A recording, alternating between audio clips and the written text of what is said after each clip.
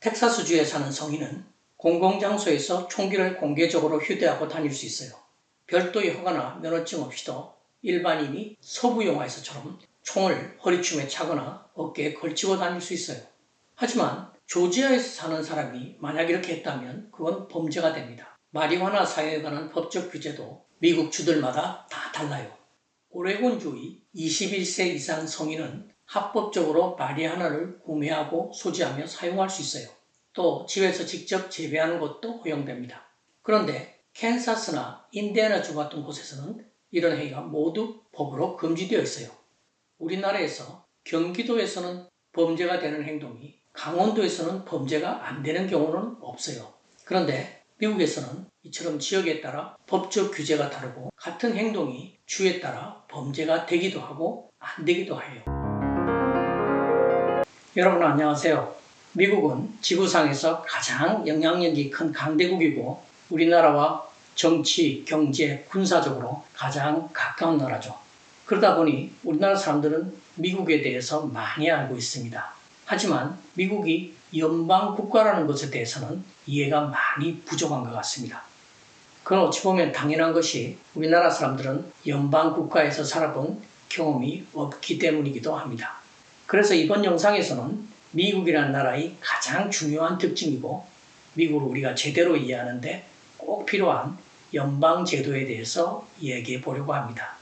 USA라고 줄여서 부르는 미국의 정식 명칭 The United States of America는 하나로 합쳐진이라는 의미인 United라는 단어가 있습니다.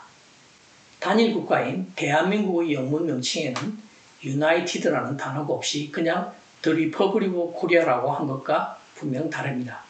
USA라는 명칭은 아메리카 지역에 있는 스테이트들이 하나로 합쳐진 나라라는 뜻인데요. 여기서 주라고 우리가 번역해 부르는 스테이트라는 단어는 그 뜻이 국가입니다. 그러니 뉴욕이나 캘리포니아 같은 50개 주는 법적으로는 경기도나 강원도보다는 대한민국과 같다고 보는 것이 옳습니다. 뉴욕과 캘리포니아 같은 주들은 그 하나하나가 자신의 독자적인 헌법과 입법, 행정, 사법부를 가진 작은 국가입니다. 이걸 분명히 이해하는 것이 미국 연방제도를 이해하는데 꼭 필요합니다. 이 영상을 끝까지 시청하시면 미국이라는 나라의 아주 독특한 연방제도를 잘 이해하시는데 도움이 되실 것으로 믿습니다. 외국에 대해서는 하나의 국가처럼 행동하지만 내부적으로는 50개의 주들이 각각 독립적인 정부를 운영하고 있다 보니 주정부와 연방정부 사이의 권한을 어떻게 나누느냐 하는 것이 매우 어렵고 복잡한 문제입니다. 이 문제는 미국이라는 나라가 탄생할 때부터 커다란 논쟁거리였어요. 북아메리카에 있던 13개 영국 식민지들이 영국으로부터 독립해서 새로운 나라를 세울 때 미국인들이 처음 세운 나라는 국가연합의 형태를 띠고 있었는데 이것은 지금의 EU, 즉 유럽연합과 비슷한 것이었어요. 마치 현재의 프랑스와 독일 등 27개의 나라들이 유럽연합이라는 형태로 단결해 있듯이 18세기에 미국이라는 나라가 건국될 때 뉴욕과 버지니아 등 13개의 주들이 국가연합으로 하나의 나라를 만들었던 겁니다. 국가연합으로 운영되던 미국 건국 초기의 중앙정부는 그 권한이 외국과의 외교라든지 전쟁 그리고 우편 업무 등에 제한되었어요. 각 주정부들은 각자 화폐를 발행하고 세금을 거뒀지만 중앙정부는 주민들에게 세금을 부과할 권한이 없었고 주마다 서로 다른 무역 정책을 규제할 수도 없었어요. 중앙정부에는 입법부만 있었고 행정부나 사법부는 없었죠. 오늘날 막강한 권한을 행사하고 있는 연방대법원 같은 연방법원도 당시에는 없었어요. 연합정부의 입법부에서 중대한 법안을 통과시키려면 13개 주들 중 9개 이상의 주가 동의를 해야 했는데요. 각 주들은 경제적 기반과 정치적 이해가 서로 달라서 9개 주 이상의 합의를 이루기가 무척 힘들었어요. 이처럼 제한적인 권한으로 힘이 없었던 중앙정부는 주들 사이의 경제적 다툼이나 무역마찰 등을 통제할 수가 없었죠. 이런 상황에서 영국이 침략해 와서 다시 식민지가 될지도 모른다는 공포가 확산되었어요. 설상가상으로 이때 매사추세츠주 농민들이 반란을 일으킵니다. 독립전쟁이 끝나자 농산물 가격이 폭락했어요. 그래서 공경에 처한 천여 명의 농부들은 독립전쟁에 참전했던 퇴역군인 다니엘 셰이스가 주도한 반란에 가담했어요. 이들은 정부 무기고를 점령하고 자신들이 농지에 압류 명령을 내린 법원을 습격해서 방화를 저질렀어요. 이 반란은 오래가지 못하고 진압되었지만 그 충격과 후유증은 아주 심각했어요. 이 사건을 통해 조지 워싱턴을 비롯한 건국의 지도자들이 국가연합정부의 한계를 절감하고 연방제 국가로 전환하여 강력한 중앙정부를 가질 필요성에 공감하게 만드는 결정적 계기가 되었죠. 1787년에 로드 아일랜드 주를 제외한 12개 주에서 파견한 55명의 대표단이 바로 이 방에서 모임을 가집니다. 이것은 필라델피아에 위치한 펜실바니아주 정부 건물인데요. 바로 이 방에서 미국 독립선언서가 서명되었고 최초의 헌법인 국가연합헌장이 제정되기도 했죠. 지금도 미국 독립기념관으로서 매년 수많은 관광객이 방문하는 이 유서 깊은 장소에서 미국의 두 번째 헌법인 연방헌법이 만들어집니다. 여기서 만들어진 연방헌법에 의해 지난 8년간 운영된 국가연합제도를 폐지하고 미국은 1789년부터 연방제 국가로 재탄생하게 됩니다. 하지만 이 과정도 순탄치가 않았어요. 여전히 많은 정치 지도자들과 미국인들은 중앙정부에 강력한 권한을 주는 것에 매우 부정적이었어요.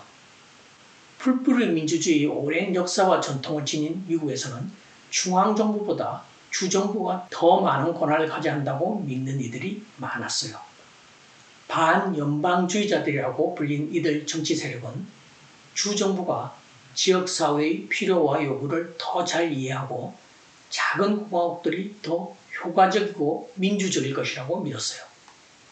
미국이 지리적으로 너무 커서 중앙정부가 효과적으로 통치할 수 없다는 주장도 했고 또 연방제와 강력한 중앙정부는 독재정부가 돼서 개인의 자유를 침해하고 경제적 불평등을 심화시킬 수 있을 것이라고 우려하기도 했죠. 이런 이유 때문에 연방헌법은 강력한 중앙정부에 반대하는 이들과의 협상과 타협을 통해 만들어졌어요. 구체적으로 어떤 타협이 어떻게 이루어졌는지에 대해서는 저희 다른 영상을 봐주시기 바랍니다. 미국 연방헌법은 7개의 장으로 구성되어 있는데요. 그중 하나인 제4장에서 연방정부와 주정부의 관계를 규정하고 있어요. 이렇게 연방과 주정부의 권한 배분을 헌법에 정하고도 안심이 되지 않아서 헌법을 수정해서 수정조항에 이를 다시 강조하는 문구를 넣었어요. 그 내용은 연방헌법에 의해 연방정부에 부여되지 않았거나 주정부에게 금지되지 않은 모든 권한은 주정부와 국민에게 속한다 라고 한 것이죠. 바로 이러한 헌법 규정 때문에 미국 연방정부는 제한적인 권한을 가진 정부라고 이해되고 있어요. 우리나라에서는 국가의 권한이 원칙적으로 중앙정부에 있고 헌법이나 법률로 지방정부의 권한이라고 정한 것 또는 중앙정부가 지방정부에 권한을 위임한 것을 지방정부가 행사합니다. 그러니까 한국에서는 지방정부는 제한적 권한을 가진 정부라고 할 수 있죠. 그런데 미국에서는 이게 정반대예요. 정부의 권한은 원칙적으로 주정부가 갖는 것이고 헌법과 법률에서 중앙정부, 즉 연방정부에게 준 제한적 권한만을 연방정부가 행사할 수 있도록 한 겁니다. 우리나라 헌법은 국가 권력을 입법부, 행정부, 사법부 사이에 서로 나누지만 미국 연방헌법은 이러한 상권 분립 외에 연방정부와 주정부의 권력 분립과 상호 견제도 매우 중요시하고 있어요. 자, 이제 미국 정부와 주정부의 권한 배분을 구체적으로 볼게요. 미국 연방헌법 제1장은 연방의회의 권한을 규정하고 있는데요. 제8조에는 연방의회의 입법권을 18개 항목으로 규정하고 있어요. 연방정부가 어떤 권한을 행사하려면 법률에 근거가 있어야 하기 때문에 여기 규정된 18가지 항목에 속하지 않는 권한은 주정부가 갖는 거죠. 이 규정에 따라 연방정부가 갖는 권한에는 외국과의 통상, 전쟁 선포, 군대 유지, 그리고 미국 전체에 통일적으로 적용되는 귀화와 이민에 관한 법률 제정 등이 있어요. 그런데 이 헌법 규정들 속에 전혀 언급되어 있지 않는 것이 교육, 치안, 보건 같은 분야예요. 국가의 아주 중요한 기능인 교육과 치안, 그리고 보건이 연방정부의 권한에서 빠져 있으니 이런 기능과 권한은 주정부가 가지게 됩니다. 코로나19 팬데믹 상황에서 미국 50개 주는 각기 서로 다른 방역 정책을 시행했는데요. 그 이유는 연방정부가 아닌 주정부가 보건에 관한 권한을 가지고 있기 때문이에요. 경찰과 치안에 관한 권한도 주정부에게 있기 때문에 주마다 형법이 다르고 총기 규제에 관한 법률도 다릅니다. 텍사스주에 사는 21세 이상의 시민은 공공장소에서 총기를 공개적으로 휴대하고 다닐 수 있어요. 합법적으로 총기를 구입했다면 별도의 허가나 면허증 없이도 총기를 허리춤에 차거나 어깨에 걸치고 다닐 수가 있어요. 마치 서부 영화의 카보이들처럼 21세기인 요즘 도시에서도 이런 일을 할 수가 있는 거죠. 그런데 만약 조지아주에 사는 시민이 이렇게 했다면 그건 범죄가 됩니다. 주마다 법이 다르기 때문이죠. 보건에 관한 규제 권한이 각 주정부에 있기 때문에 마리화나 사용에 관한 법률도 주마다 다릅니다. 미국에서 마리화나 사용은 치료 목적을 위한 의료용과 담배처럼 기호용 또는 오락용으로 구분하여 오랫동안 기호용 마리화나 사용을 금지해 왔어요. 그런데 최근 10년 사이에 오레곤, 캘리포니아, 뉴욕주 등이 기호용 마리화나의 개인적 재배나 사용을 허가해 왔어요. 하지만 여전히 캔사스나 인디애나 같은 주에서는 마리화나 소지와 사용을 엄격히 법으로 금하고 있습니다. 저는 미국 워싱턴 DC와 펜실베니아주의 변호사 자격증을 가지고 있는데요. 제가 뉴욕이나 캘리포니아에서 변호사 활동을 할 수 있는지 저에게 물어보는 사람들이 가끔 있습니다. 이 질문은 마치 일본 변호사가 한국에서 개업을 할 수 있느냐고 묻는 것과 같아요. 미국 연방정부는 교육에 관한 권한이 없어서 미국 전체에 통용되는 학위나 자격증을 수여할 권한이 없어요. 이런 권한은 50개 주들이 각각 가지고 있는 거죠. 그런데 좀 더 복잡한 문제는 공공안전과 세금 징수 등 연방정부와 주정부가 둘 다 권한을 가지고 있는 분야가 있다는 겁니다. 또 어떤 권한이 연방정부에 속하는지 아니면 주정부에 속하는지가 명확하지 않는 경우도 있어요. 이 점 때문에 연방정부와 주정부는 서로 자기 권한이라고 주장하면서 법적 다툼을 벌이는 경우가 종종 있어요. 앞서 얘기한 연방헌법 제1장 8조의 마지막에는 기타 등등 조항이 있어서 이러한 논란은 더 가중되고 있어요. 제8조 18항에는 앞에서 기술한 권한들과 이 헌법에 의해 미국 정부 또는 그 부처나 공무원에게 부여된 기타 권한을 행사하는데 필요하고 적절한 모든 법률을 제정할 권한이 연방의회에 있다고 하고 있어요. 이 조항 속의 필요하고 적절하다는 문구를 확대 해석에서 연방정부의 권한을 더 확장하려는 정치 세력과 이 조항을 엄격히 해석해서 주정부의 권한을 확장하려는 이들 사이에 치열한 싸움이 계속되고 있는 것이 미국 사회입니다. 오늘 영상을 통해 여러분은 워싱턴 DC에 있는 미국 연방정부의 권한과 역할은 단일 국가인 대한민국 정부의 것과 많이 다르고 매우 독특하다는 것을 아셨을 겁니다.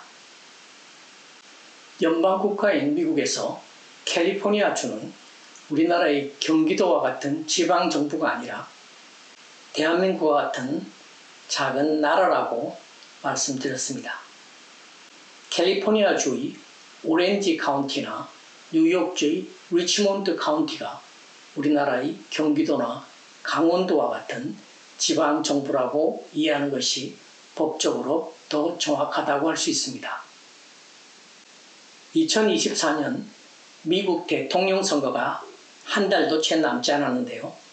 미국 시민들 중에는 연방정부의 대통령이 누가 되느냐는 것보다 자기 주의 주지사가 누가 되고 주의회의 다수당이 누가 되느냐에 더 관심이 큰 사람들이 많습니다.